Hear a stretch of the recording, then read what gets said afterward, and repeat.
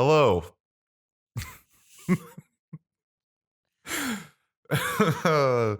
I don't know. We don't have a good intro for this yet, but this is Too Fast, Too Curious. I have never seen the Fast and the Furious movies before, except for the first one now.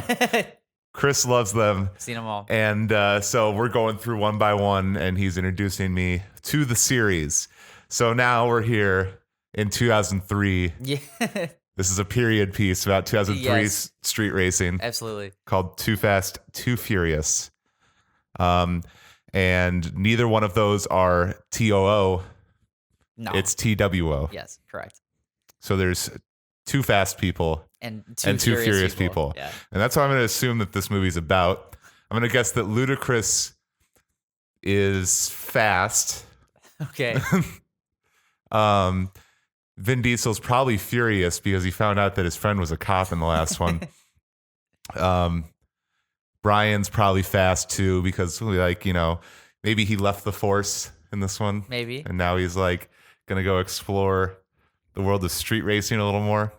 Or maybe he's still hanging out with his iced Frappuccino drinking buddies over there on the LAPD and the FBI. So who's the second furious person then?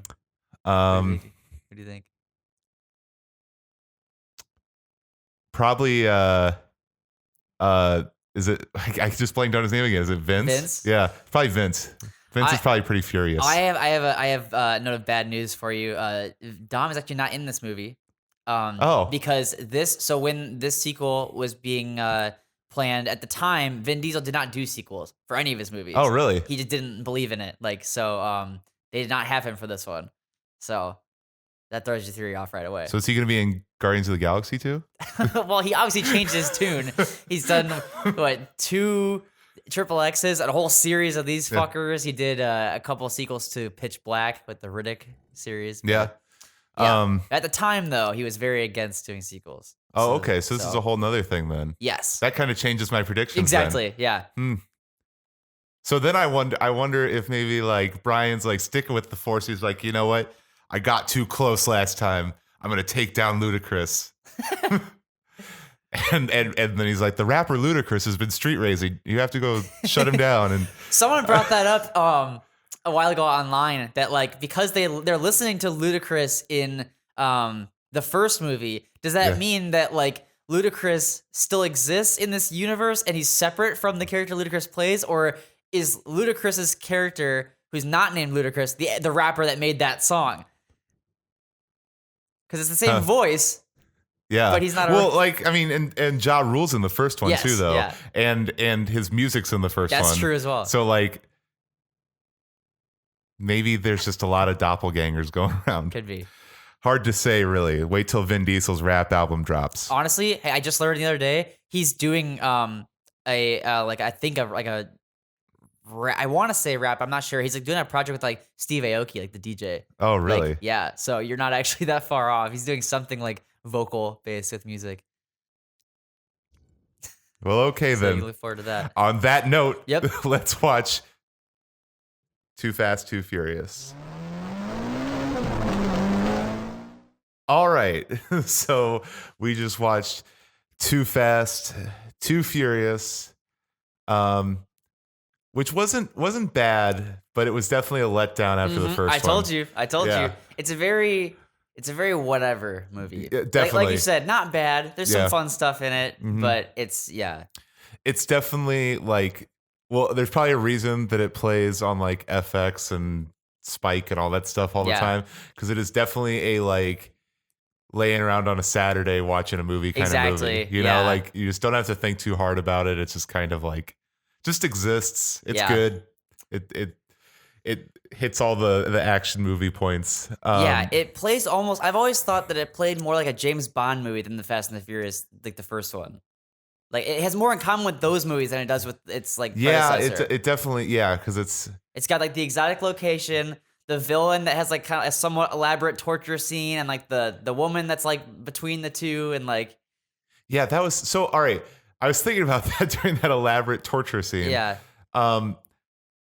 So they go like a rat can chew through a steel pipe. Yes. And when we heat up this bucket, there's only one place to go. It's going to be Well, down. why It's couldn't like you just chew through the bucket? Yeah, that's why would it just chew through the side of the bucket? I don't understand. Maybe rats are stupid. I don't know. Yeah, that's probably part Maybe of rats it. don't know they're capable of chewing through. Also, whatever. Shouldn't he had some sort of circular mark from where the bucket was at if it was like a heated up bucket? I would have thought him? so too, but I don't know. Maybe okay. I don't know the physics of that. Like, the one thing from this movie that I really enjoyed in the limited Fast and Furious canon that I've experienced is I like the tie back to like this whole thing where he feels guilty about Roman plays into why he let Dominic off. Yeah. I think that's like a nice touch and that like, you know, it kind of fleshes out the backstory a little bit more. But I mean, outside of this, it feels like almost like just a completely different movie. Exactly. Like it's like, which is why, which is why it's, I don't know. I don't know.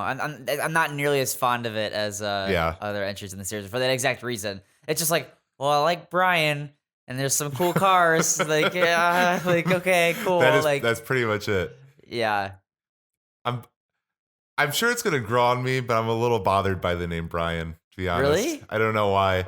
That's just very strange. Just like he's definitely more of a Paul than a Brian. You think so? Yeah, that's weird. It's a very weird critique. I don't know. Yeah, no, it's serious. It's just it's a completely like nonsense critique. Yeah. But I just look at it and I'm like, this doesn't look like a Brian to me. I buy it. Works for me. Yeah, I don't know, but I think it also makes up for it when they like when he's like first introduced like a typical white guy name. And I'm like, yep, all right, cool. Yeah, that's one thing that never really gets, not never, some people talk about, but like for the most part, like this movie flies under the radar in terms of like, so a hot topic in like movies today is like diversity. This series is incredibly diverse. Every single entry is incredibly diverse. Like, it doesn't really get much credit for that in an era where like that's something people are clamoring for. It's like we love movies that are diverse. Like, hey, Fast and Furious is diverse. Well, fuck that. That's stupid movies about cars and shit. Like we don't. But like that's like, I don't know. That's something that people should maybe be appreciative of. No, for sure. Yeah. And I think you could make that point with some of the other ones. I wouldn't necessarily point to this one just because like there's a lot of like womanizing that goes on in it as well. So it's not necessarily a progressive movie in that way. But I'm thinking more in terms of just like it definitely has a diverse cast though. Like really, it's not just white people. The movie, like so many things are. Yeah. And I mean, especially as you know, it gets later on, it seems to get more diverse. I mean, like the first movie is still like pretty diverse. Yeah. But, they definitely expand on that, at least from looking at movie posters. Yeah. From what I know. Yeah, for sure. But yeah, I don't know. It was. I guess I liked that they addressed my problem with Roman just eating all the time. I love that they had a scene dedicated to that. Yeah, that was so funny. Like, question. when you made the joke about the tapeworm, I didn't remember that they like bring it up. Yeah. And since you noticed that, you're gonna love. There's another famous character in this franchise that's known for eating all the time, who you'll be introduced to very soon. That so he'll be right up your alley. Well, all right then.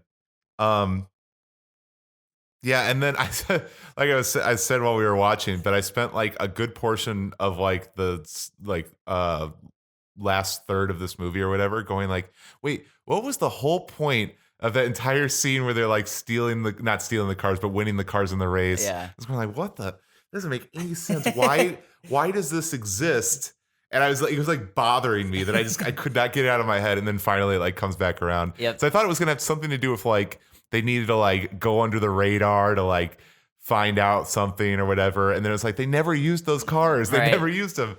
But yeah, that came back around. No faith. I know. Right. Why? What was the deal with like the extra 3 bags? Like there's only 3 bags, right? And then he's like, all right, well, our record's clear. And like, yep. And like, okay. And then he walks over and grabs the other 3 bags. And like, is that just because he was going to like dip out if they like double crossed him or something? Like, I guess so. Yeah. So it's like, oh, like good guy Roman move. He could have like snuck away with 3 bags of a fuckload of money, but he gave it back to him, even though they still took extra money and robbed him a little bit in the end. But yeah, like he returns a substantial amount of the money that he could have gotten away with. But I guess you're right that it's probably just because he had to make sure that the deal went through before he did that. Well, because it seems like they're both in on it though. That's the thing. Like Brian and Roman are both, because they both know they're like, so 3 bags in each car. Like that's like a point that they say. Yeah. And then so when they're just like, so there's only 3 bags, right? Like, well, I know there's another 3 bags, but I didn't think it to be that they're both in on it, but like okay, so I definitely see Roman as being the person that planned that out, and Brian's like, yeah, fuck it. If he wants to like run off with the extra bags, I'm not gonna stop him. Like, yeah, I figured it was just that kind of thing, especially because like they neither of them knew the other one took extra money at the end, so I don't think that they like had any like collusion about taking the money, because otherwise they would have known they were doing that, you know. And then they open up their garage. Yes. Yeah. Which, to my knowledge, doesn't happen. Really? Although I guess there's enough of a gap in the timeline between this one and 4 that it could have happened, and then just like I don't think it ever comes into play. I don't think we ever see their garage or like hear that they had it.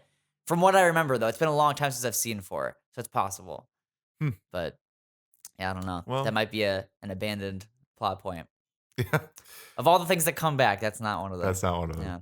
All right. Well, but that's pretty much all I really have to say about this one, really. Yeah. The language is like hilariously like dated sometimes. Like that was definitely one thing I was thinking of is like, you know, so as you're watching these movies, you kind of like think about like the time that they came out. Yeah. And the Fast and the Furious felt it didn't really feel like a 2000s movie or a 90s movie. It felt like really like in between there. Like it had like a little bit of both kind of going on. This is straight up a 2000s movie. Yeah. Like this is very, very much like just like right from the get-go. You're like, this is a 2000s movie. It definitely has that flavor and that feel. Just like, I mean, the weird like CGI stuff. Oh, I know. That was bothering me too. I forgot that they did that. I forgot that they CG'd the cars in some of these scenes. Yeah. That's what, you can always tell like when they do like the cool practical effects with stunt drivers and stuff. And when they do like here's like a really obviously CGI. I know, which sucks because the practical stuff they do in this series is so cool that like then it's like, oh, what the fuck are you doing? Like, don't take that away from us.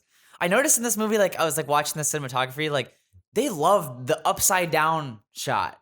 Like in a lot of the like racing scenes and stuff with cars, like it can be upside down and then turn as they'd like drive past the camera or like make a turn or something. It happened like 3 or 4 times through the movie. Yeah. I noticed there's one way of like shooting the driver that's like going on the windshield that they do like the exact same shot like for almost any time they're showing someone in a car. Yeah. Which I mean, I'm not like saying that it's a complaint. I'm just saying like I noticed that it's like this is like a style of the movie or whatever. Yeah, there's definitely it's funny because like you said, like you're getting used to like some of the canon of the series stuff. There's certain tropes that you're gonna see in every single one of these movies, like the crowd scenes like around the races when the hip hop music playing and like the girl like the skimpy dressed girls, whatever, like that scene is in every single one of these. Like that you'll see that over and over and over. It's like the one trademark of the visual trademark of the series. From my 2 chances watching those scenes, it's weird that they change a song every minute. Yes. Like it's like they don't really buy into one song for that scene. They're like, all right, and now that he's turned to the right, we're gonna play this song. It's like, I don't know. I think that stops after maybe the next movie. Oh, okay. I think from then on out they change it up. Yeah, because they have song ADD. They like riding in the car with your friend, like just almost, like hitting on the. It feels iPod. Almost like Suicide Squad in that way. Or you never saw it? Okay, they changed the song a fuckload in that movie too. Didn't subject myself to that one. Yeah, lucky. But maybe someday we're gonna go. The Suicide Squad franchise is so good. But yeah. Oh, and then the other one is that they do that like warp speed in the race when they use the knots. They fucking like distort the. Yeah, they like really make it look like you're like jumping to hyperspace. Which is cool. I mean, it's not like it doesn't really bother me or anything. It was just something that I noticed that they go back to a lot. Yeah. And I don't think they kept it much past these 2 movies, but this like snaking around inside the cars sequences that they do. Yeah. That was a staple for a little bit. Yeah, like when they're doing the ejector seat or whatever. Yeah, it goes through the whole thing. Yeah. Yeah. There's another reason why I like it to like a Bond movie, the fucking ejector seats. Yeah, that ejector seat straight out of Goldfinger. Yeah. Except he goes up. Yeah. Like, he doesn't go out. But, Yeah. Because that's going out was kind of cool. I don't think that's ever been like, I don't think I've ever seen that before. Yeah. Well, because that's honestly what I was thinking of. I kind of got the idea that they were going to do that, like right when he's like, "Do you have any extra NOS or whatever?" It was like, "Oh, okay, they're going to do something like ejector seat or something here." And I think I was watching like their cars. And I was like, "All right, so one car's a convertible, and obviously these weren't the cars they ended up using anyway. But one car's a convertible, but the other one's a hardtop. How are they going to do that?" And I kept thinking like that entire time before they get to the garage, and then like the big like scramble thing happens. The entire time I'm like looking at those cars, I'm like, is like the roof gonna break away? Are they just gonna have this guy's head go straight through the roof? Like, how's this gonna work? Like, I seriously, that was another one that I was just like, I was constantly trying to figure out how it was gonna work. Yeah. But yeah, I don't think I've ever seen the ejector seat like go to the side like that. I liked it. Kind of cool. Yeah. Well, on the roller coaster that is the Fast and Furious franchise, in my opinion, we're about to go on another upswing. Okay. With 3. With the Tokyo Drift. Well, now I don't know if that's a very popular opinion, so we'll see what you think. But I happen to like Tokyo Drift. So, okay. Yeah. This is the one that like just from growing up seems to be like the most prominent in my like thinking of pop culture growing up. It is a very heavily like trolled movie. Yeah. Like even just like the title. I feel like a lot of people haven't even seen it, but just like Tokyo Drift like just gets mentioned a lot. Like.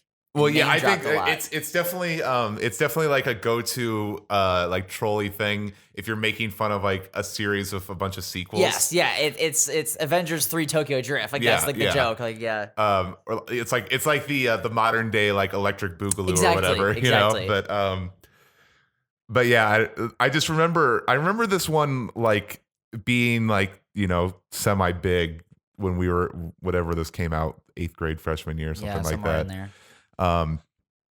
But yeah, so if you like us talking about Fast and the Furious and all that, well then hit subscribe over here. Figure that out.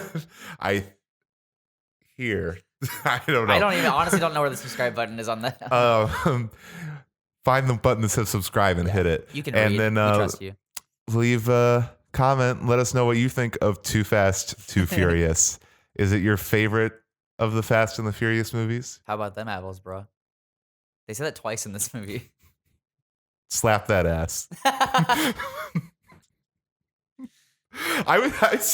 After you pointed out, I was just like, I don't know why she says that. I'm just like the entire time, I'm like, there's got to be a reason. I'm like looking up and like, so I guess, hang on, I'm gonna pull this. Smack that ass is the exact line when Suki flies over the bridge. That is, you know, you're sitting here, you feel bothered by it for like the last couple of hours. I've been bothered by that for like 10 years. Did she say smack that ass or slap that ass? Or just smack that ass. Okay, because that's what I noticed that like the guy that she's racing against or whatever, his name is Slapjack.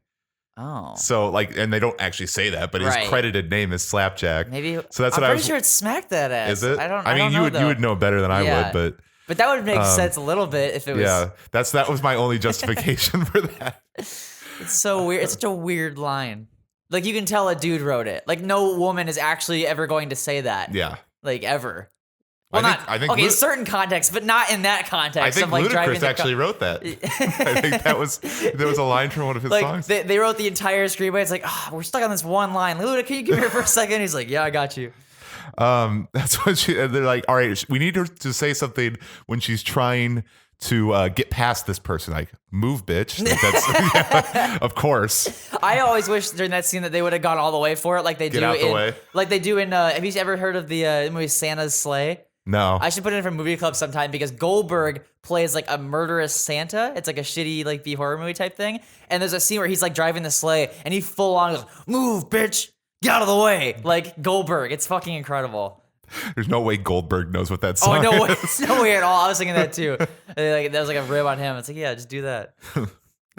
All right. Well, we'll be back with the Fast and the Curious Tokyo Drift. See ya.